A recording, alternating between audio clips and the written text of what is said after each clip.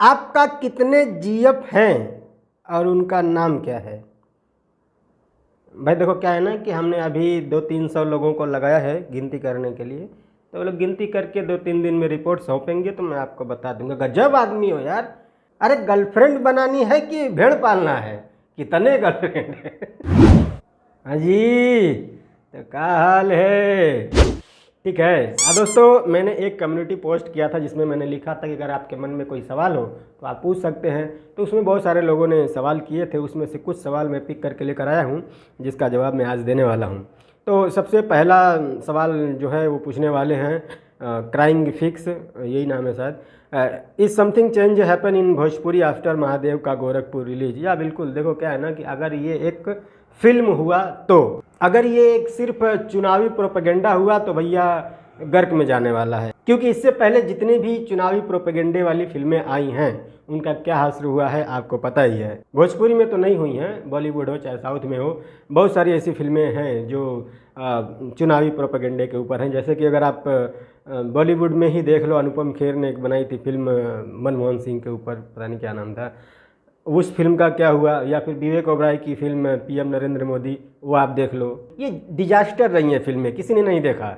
ये फिल्में अपना बजट तक रिकवर नहीं कर पाई हैं, क्योंकि जिस पार्टी के सपोर्ट में आप लोग ऐसी फिल्में बनाते हैं ना, उस पार्टी वाले खुद ही नहीं देखते भाई। क्योंकि अगर पॉलिटिक्स ही देखना है तो हम जी न्यूज़ पे देख लेंगे ना, पर्दे पर क्यों जाए पैसा लगा के फोकट में। न्यूज़ वाले तो न्यूज़ में कम कंटेंट है क्या, वो भी तो बढ़िया उछलते कूदते हैं, चिल्लाते हैं भाई, वही देख लेंगे ना। तो ऐसा मैं क्यों कह रहा हूँ कि ये एक चुनावी प्रोपेगेंडा हो सकता है, क्योंकि भाई अगर आप रवि किशन के इंटरव्यूज़ अगर आप देखेंगे ना तो उसमें वो क्या कर रहे हैं, फिल्म से ज़्यादा वो पॉलिटिक्स पे बात कर रहे हैं। आप ध्यान से देखना, उनके जितने भी इंटरव्यूज़ हैं फिल्म से ज़्यादा वो पॉलिटिक्स पे बात कर रहे हैं कि योगी जी ने ये, मोदी जी ने वो। अरे भाई, हम न्यूज़ में पता कर लेंगे योगी जी ने क्या किया और मोदी जी ने क्या किया। आप फिल्म बना रहे हो ना तो फिल्म पे बात करो, ठीक है। आप नेता हो, आप सांसद हो, वो अलग बात है, उसके लिए एक अलग से प्रेस कॉन्फ्रेंस रख लो ना। बहुत सारे ऐसे लोग हैं जो आपके क्या बोलते हैं, अभिनय करियर के फ़ैन हैं, बट आपके पॉलिटिक्स करियर के वो फ़ैन नहीं हैं आपके। बहुत सारे लोग ऐसे हैं।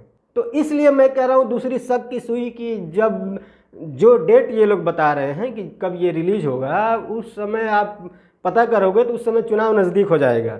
उसी समय ये लोग रिलीज़ करने की बात कर रहे हैं और अपने इंटरव्यूज़ और प्रेस कॉन्फ्रेंस में भी सिर्फ वही चुनावी वाली बातें कर रहे हैं। फिल्म के बारे में तो इक्का दुक्का, हाँ बस हम फिल्म बना रहे हैं, बहुत बढ़िया फिल्म है, बहुत बड़े बजट की फिल्म है, बस इससे ज़्यादा कुछ नहीं। तो इसमें से थोड़ा बहुत तो भाई चुनावी प्रोपेगेंडे की बदबू तो आ ही रही है। बाकी इससे इतर अगर ये सच में एक फिल्म हुआ तो मैं कह सकता हूँ कि बवाल होने वाला है, भवंडर आ जाएगा भोजपुरी में। क्योंकि आज तक इतने बड़े बजट की फिल्म भोजपुरी में कभी बनी नहीं है। कुछ नया होगा, कुछ बड़ा होगा तो आपको, और इस चीज़ का पूरी इंडस्ट्री को इंतजार है, हमें भी इंतजार है, दर्शकों को भी इंतजार है कि भाई कुछ तो बड़ा हो, कहीं तो हमारा नाम हो कि हाँ हम भी कुछ कर लेते हैं। पिछले 25 साल से वही लव स्टोरी, वही 1970 वाली कहानी देख देख के यार बोर हो चुके हैं, थक गए लोग। कुछ नया हो, कुछ बड़ा हो तो फिर मज़ा ही आ जाए। ओके, अगला जो सवाल है लिखने वाले हैं खेसारी क्रिएशन। लिखते हैं, नमस्ते झंड जी, मेरा सवाल था कि मैं भी रोस्ट वीडियो बनाऊं, बट किसके सपोर्ट में बनाऊं समझ नहीं आ रहा है। भाई आप एक काम करो, आप किसी बावर्ची के सपोर्ट में वीडियो बनाओ, घर पे बैठ के आलू छिलो। ओके, अगला जो सवाल है लिखने वाले हैं राइटर संगम संतोष। लिखते हैं, मैं आपका तो सभी वीडियो देखता हूं पर पहली बार सवाल करता हूं। इंडिया हारा तो ये तो पता है कि ये हार सभी को खल रहा है, पर इस हार का मेन जरिया कौन है, मतलब जिम्मेदार कौन है ना, यही कहना चाहते हैं आप। भाई देखो ऐसा है कि खेल को सिर्फ खेल की भावना से देखना चाहिए, ठीक है। ये कोई युद्ध जंग नहीं है, और जहाँ जीत है वहाँ हार भी होती है। क्योंकि सिर्फ अगर जीतोगे तो सबको पता है कि हाँ भाई तुम ही जीतोगे, तो इसमें इंटरेस्ट कहाँ आएगा, फिर वो खेल कहाँ रह जाएगा। खेल ही है, हार जीत तो लगी रहती है ना। दो पहलवान लड़ेंगे तो एक पटकवा करेगा, एक पटकईवा करेगा, दोनों नहीं ना पटकेंगे। कभी हम मजबूत है तो हम पटकेंगे, कभी वो मजबूत है वो पटकेगा। इसी को तो खेल कहते हैं ना।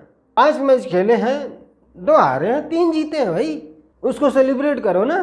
इसके बाद क्या मैच नहीं आएगा कभी, फिर आएगा, फिर जीतेंगे।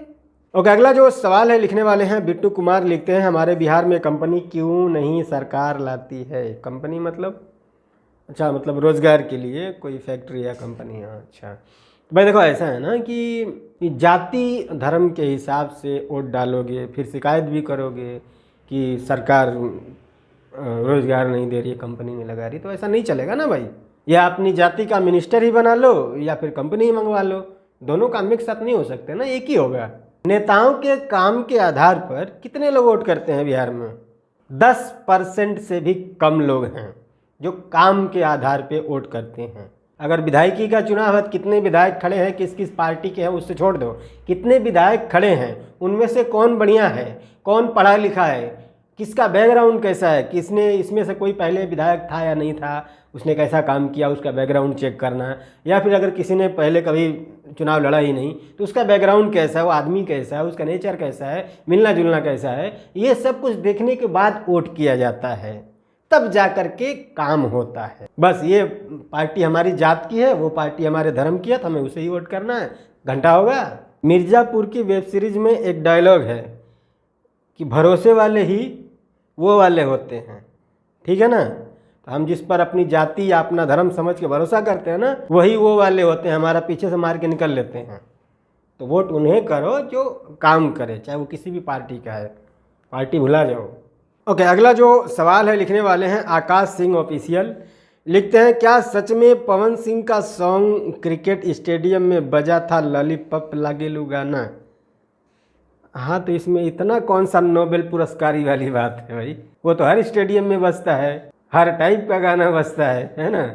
मैं दुबई में एक बार गया था वो IPL देखने के लिए, तो उसमें भी बज रहा था कि आँख में लगा के गोरी लेंस ली नीला नीला तबाह कैलू जिला, उसमें भी बज रहा था।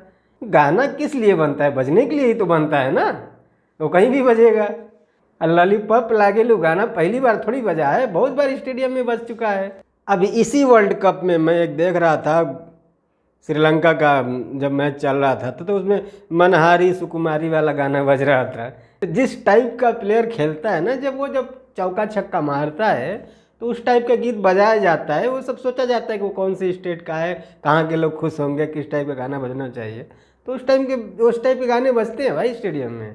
हिंदी गाने बजते हैं, श्रीलंका वाले गाने बजते हैं, इंग्लिश गाने बजते हैं, मराठी गाने बजते हैं, साउथ इंडियन गाने बजते हैं। आप टिकट लेके जा रहे हो ना मैच देखने, तो आपका पूरा पैसा वसूल होना चाहिए ना, तो हर टाइप का मनोरंजन होता है वहाँ पे, सिर्फ खेल नहीं होता है कि हाँ क्रिकेट हो रहा है देख लो चले जाओ, ठीक है। खैर, तो अगला जो सवाल है लिखने वाले हैं खेसारी BKT। अब ये BKT का फुल फॉर्म क्या है भाई मुझे नहीं पता। संजय YDV, इसका फुल फॉर्म तो शायद यादव होता है, तो शायद इनका नाम संजय यादव है। तो ये लिखते हैं पवन और खेसारी दोनों ही आखिर क्यों नहीं चाहते कि फैंस एक हों, वो दोनों के वजह से ही सारा भोजपुरी के फैंस बिखरे हुए हैं। ये सवाल है या नहीं मुझे नहीं पता, बट हाँ ठीक है। तो भाई देखो, आपकी बात बिल्कुल सही है, 100% सही है, इसे मैं भी मानता हूँ कि फैंस बटे हैं और समय समय पर उन लोगों की तरफ से आग में घी डाला जाता है ताकि आग भभकती रहे, ये बुझे ना, और ऐसा जानबूझ करके किया जाता है। पता है क्यों? कि अगर ये दोनों बटे रहेंगे ना तो इसमें दोनों का फायदा है। अगर ये दोनों एक हो गए ना तो फिर इनके पास सोचने के लिए मौका होगा कि कौन सा गाना अच्छा है और कौन सा गाना खराब है। तो जो अच्छा होगा वो सुनेंगे और जो अच्छा नहीं होगा वो नहीं सुनेंगे। और ये लोग साल भर में कितने अच्छे गाने गाते हैं वो तो आपको पता ही है, साल 2 साल में एक आध गाने ही कोई अच्छा आ जाता है, बाकी घास भूसा लौकी तरवी तो रोज ही आता है, उसका तो बात ही छोड़ दो। तो बांटने से क्या फ़ायदा है मैं बताता हूँ। जब दोनों बटे रहेंगे ना तो एक दूसरे को नीचा दिखाने के चक्कर में अपने स्टार के गाने को ज़्यादा सुनेंगे या फिर ज़्यादा शेयर करेंगे, ताकि देख हमारे स्टार का व्यूज है ना, ऐसा होता है ना। ऐसा उधर से भी होता है, बवाल मचा दिया, गर्दा उड़ा दिया। तो मजबूरी में अगर गाना कितना भी खराब है तो भी इनके फैंस लोगों को चलाना पड़ेगा, क्योंकि मुंह दिखाना है ना दूसरी पार्टी को। अभी आप देखते होंगे फेसबुक पे या उसी के वीडियो या गाने के कमेंट में बहुत सारे लोग कमेंट करते हैं, मैं इस गाने को 100 बार सुना, मैं इस गाने को 150 बार सुना। क्यों ज़रूरत पड़ती है 100 बार 150 बार सुनने की? क्योंकि सामने वाले को दिखाना है, भैया देखो हमारे गाने, हमने इतिहास रच दिया, हमने बवाल मचा दिया। तुम्हारी इतनी ही औकात है। ऐसा दोनों तरफ से होता है, तो ऐसा करने से व्यूज़ आते हैं, अपने को ज़्यादा मेहनत नहीं करनी पड़ती है, सारा मेहनत फैंस कर लेते हैं। और जो इधर वाले हैं ना, उनको किसी न किसी वजह से उधर जाना पड़ता है, भले ही छुप के देखने ही जाना पड़ता हो कि कितना व्यूज़ आया उधर, लेकिन जाना तो पड़ता है। ठीक वैसे ही उधर वाले भी इधर आते तो हैं, कितना व्यूज़ आया, हाँ इसका इतना ही है, मैं अपना ढूंढता हूँ कि कोई इससे ज़्यादा है क्या मेरा, तो वो फिर कोई पुराना लेके आएगा, डालेगा फेसबुक पर, देखो हमने ये इतिहास रचा है, तुमने क्या उखाड़ लिया। फिर वो भी कहीं से लेके आया था, साले सबसे पहले तो हमने ही किया था, तुम तो रेंग रहे हो। तो दोनों को एक दूसरे के जाना पड़ता है, चाहे देखने के लिए जाएं या रिपोर्ट मारने के लिए जाएं या गाली देने के लिए जाएं, कैसे भी जाए जाना पड़ता है, तो व्यूज इससे भी बढ़ता है। और कुछ मूर्ख ऐसे भी हैं जिनको लगता है कि मैं जाके रिपोर्ट मार दूंगा तो उसका एक आध बाल उखड़ जाएगा। तो ये भाई आपकी बात सच है, इसे मैं भी मानता हूँ। ये जानबूझ करके बांटा जा रहा है और समय समय पर आग में घी डाली जाती है ताकि आग भभकती रहे, मिले ना ये दोनों। ठीक है।